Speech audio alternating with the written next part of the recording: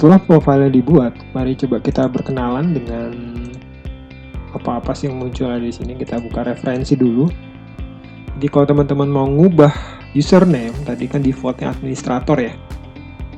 Silakan ganti username lamanya administrator dengan username baru, misalkan nama kalian atau nama kantor atau HRD misalkan, silahkan diubah atau merubah passwordnya. Jadi password lama kan 123 ya, itu password defaultnya. Silakan dengan menggunakan password baru. Nah, kemudian kalau kebiasaan di saya nggak pernah ganti-ganti ya, karena kalau udah ganti password atau ganti username, takutnya adalah yang kejadian adalah yang bersangkutan resign, kemudian pindah ke tempat baru, kemudian itu jadi masalah sendiri. Passwordnya lupa, username-nya lupa, itu jadi masalah. Makanya lebih baik disarankan untuk tidak berubah sama sekali. Ya, tapi itu tergantung kebutuhan ya, kira-kira kebutuhan seperti apa. Kemudian tarif, kita lihat, ini ada tarif PTKP, kita buka. Ini tarif PTKP yang terbaru, yang terakhir ada 54 juta. Nanti kalau ada yang terbaru silakan bikin baru, nanti tinggal masukin PTKP dan tanggungannya, kemudian simpan, nanti lihat berlaku mulai kapan sampai kapan. Nah, ini kebetulan dibikin sampai 2020 ya. Mau diedit juga boleh ya, misalkan kalau misalkan PTKP-nya mau diganti, diubah menjadi 2000, misalkan saya ganti jadi 2025 ya, atau 2023 misalkan. Dan simpan juga boleh ya, simpan. Nah, ini sampai 2023. Jadi kita akan menggunakan PTKP yang ini ya. Berikutnya adalah tarif pasal 17 ya. Ini udah default juga ya. Yang sampai 50 juta 5%, 50 sampai 250 15%, 250 juta sampai 500 juta 25%, di atas 500 juta itu 30% berlapis ya. Ini jadi cukup mudah di sini karena kan ini bagian database ya. Kalau ini berubah, maka berubah semua ya. Makanya sebenarnya penggunaan ISPT itu cukup mudah karena sebuah tarif PTKP sudah dibuat. Kemudian ini pesangon, kalau kita belajar di PP 68 ya 2009, ini berlapis. Aslinya sebenarnya lapisan pertama sampai 50 juta ya. Aslinya ya sebenarnya. Ini dibikin 2 lapis, ini mungkin menggunakan tarif yang lama ya. Sebenarnya cuma 4 lapis sebenarnya. 4 lapis kalau pengetahuan belajar saya. Jadi 0 sampai 50 itu 0. 50 sampai 100 itu 5%, 100 sampai 500 15%, di atas 500 25%. Ini sebenarnya yang jadi masalah. Sebenarnya ini harus diganti nih. Ya, ini masukan buat DJP harusnya mengganti yang di versi ini. Karena ini lapisnya cuma 1. Ada 4 sebenarnya lapisnya ya. Tapi sebenarnya dari sisi hitungan oke-oke aja. Cuman takutnya apa ya, bahasa kasarnya pemahaman seluruh wajib pajak jadi kacau gitu, tidak sesuai dengan undang-undang atau peraturannya. Oke. Kemudian ada di tarif berikutnya ada yang manfaat pensiun ya. Jadi batasan yang nggak kena pajak itu 50 juta. Harusnya nggak juga begini tampilannya, harusnya 0 sampai 50 itu 0. Di atas 50 juta itu 5% harusnya. Jadi harusnya nggak kayak gini tampilannya. Jadi ada dua level. Kemudian imbalan PNS ini tergantung golongan ya, 1, 2, 3, 4. 1, 2 itu 0 betul, 5 golongan 3 itu 5%, golongan 4 itu 15%. Kemudian ini udah, terus biaya jabatan ya. Sebenarnya informasi dengan biaya jabatan, harusnya biaya jabatan dan biaya pensiun ya. Biaya jabatan 5%, maksimum adalah 6 juta untuk 12 bulan. Jadi maksimum sebulannya 500 gitu ya. Tapi ini pasti kepentingannya untuk menghitung di A1 atau A2 ya. Sedangkan biaya pensiun sama juga 5%, tapi jumlah maksimum adalah sebulannya 200.000. Ini buat para pensiunan. Jadi maksimal 12 bulannya adalah 2.400.000. Ini tidak bisa diubah-ubah ya. Kita mau merubah. Oh, bisa dirubah di sini. Tarif 5 ini bisa kita rubah. Misalkan jadi 7 juta gitu ya. mungkin saya rubah, tapi 6 juta ya, ini 6 juta ya, tutup. Kemudian ada lagi upah harian, ini upah harian lapisannya, kita pakai yang terakhir 450.000. Kemudian ada batasan 4,5 juta dan 10.200.000 ya, berdasarkan per nomor 16 tahun 2016 ya. Kemudian ini udah selesai ditarik, kemudian kita buka kode. Ini adalah kode-kode yang default, ada kode negara.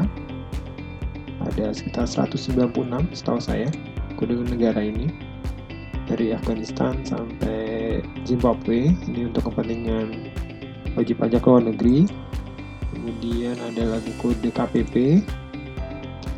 Saya nggak tahu di kode KPP udah update apa belum, karena banyak sekali pemecahan kode baru, atau misalkan ada alamat-alamat baru, tapi kita bisa ubah ya, sebenarnya kita bisa ubah.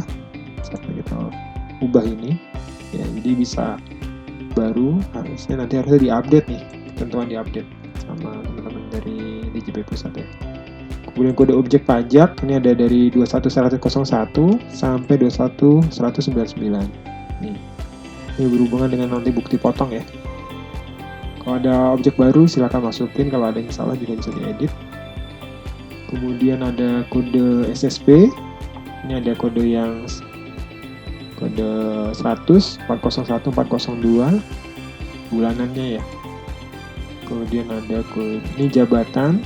Nanti kita bisa bikin jabatan dari masing-masing karyawan. Misalkan ada dari direktur utama, direktur keuangan, operasional, dan sebagainya. Terus ada lagi kode golongan pangkat. Ini biasanya buat PNS atau misalkan TNI Polri yang dari juru muda, golongan 1A sampai paling tinggi golongan 4E ya, pembina utama ya. Ini kita bisa gunakan nanti kalau menggunakan A2 ya. Kemudian bukti potong. Nah, biasanya kita ngisi di sini ya. Kita ngisi di sini. Kita ambil dulu penomoran bukti potong. Ini penomoran bukti potong ini default depannya. Buat A1 ini pasti depannya 11. Kemudian A2 ini 12. Kemudian tidak final 13 dan bukti potong final 14. Nanti sebenarnya ada nomor lagi di sini, ada bulan dan tahun ya. 2 digit. Tapi ini nomor urut defaultnya dari nomor 1 ya.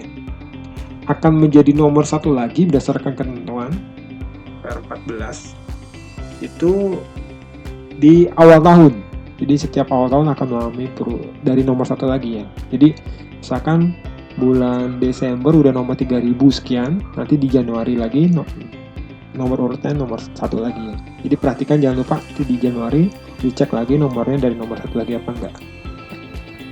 Kemudian, nah ini yang harus kita isi nih, penerima penghasilan. Nah ini lawan-lawan transaksi ya. Jadi data-data lawan-lawan transaksi yang kita bertransaksi rutin tiap bulan gitu ya. Misalkan ada artis atau siapapun pegawai tidak tetap, atau misalkan ada konsultan atau pengacara, siapapun itu penerima penghasilan kita harus ngisi. NPWP, NIK, nama, alamat ya. Cukup bikin baru, kemudian kita isi di sini. Kalau NPWP-nya nggak ada, silakan bikin 0 semua, gitu ya. Kemudian diisi.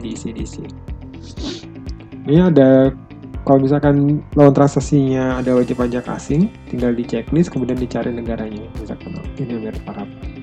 Ini udah berhubungan dengan formulir yang tadi sebelumnya ya. Tinggal disimpan ya. Kemudian ada lagi A1 atau A2 ya. Di sini A1. Nah, ini data-data karyawan pegawai tetap kita. Karena ini untuk kepentingan membuat di bukti potong 1721 A1 di masa Desember. Ya. Jadi kalau kita ada karyawan baru silakan diisi di sini, atau ini sebagai database ya. Jadi nanti gampang sekali untuk membuat bukti potong 1721 A1. Cukup mudah, tinggal bikin baru. Kemudian nanti kita isi ya. Dan nanti ada jabatannya apa, nanti berhubungan dengan yang tadi ya kemarin ya. Ini laki-laki atau perempuan, statusnya kawin, berapa tanggungan gitu. Ada nomor NIK dan seterusnya. Kemudian ada lagi A2, ini juga sama, cuma bedanya nanti masalah golongan pangkat tadi ya.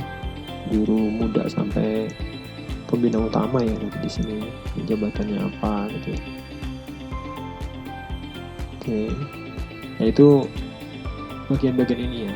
Tapi ini sebenarnya yang tadi yang ini khususnya penerima penghasilan pegawai A1 atau A2 kita bisa impor caranya.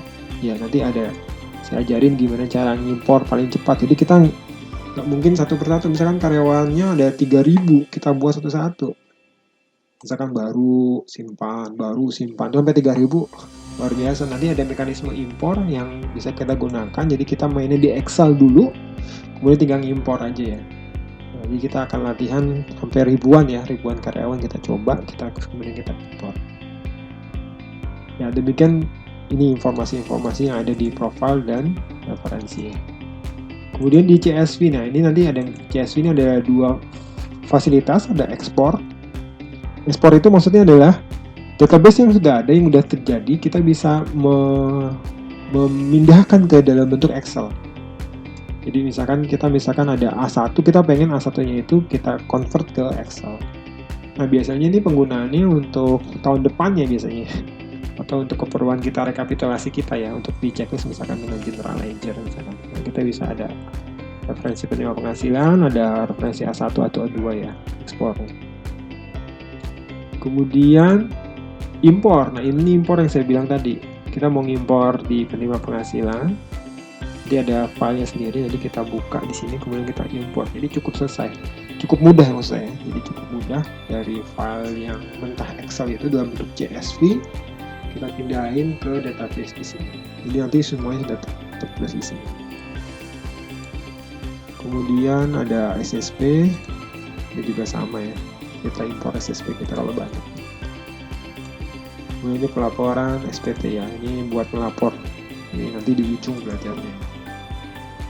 Nah ini ada pilih database, kemudian ini pilih SPT baru, buat baru atau yang sudah pernah kita bikin. Demikian tampilan-tampilan yang ada di sini sementara sebelum kita bisa masuk ke dalam-dalamnya.